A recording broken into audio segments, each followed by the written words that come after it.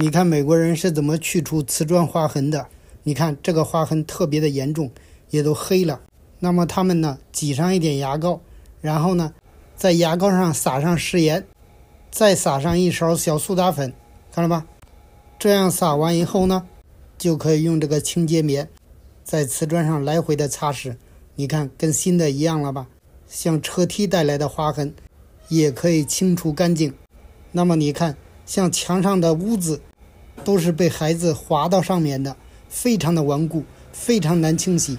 那么他把碗里挤上牙膏，也是同样的方法，倒上一点白酒，然后再挤上一点洗洁精，把它搅拌均匀。这个时候呢，就可以用抹布在这个污渍上擦拭。你看，这样不停的擦，这个墙就变成新的了。你看，和新墙一模一样了吧？是不是？好了，再见。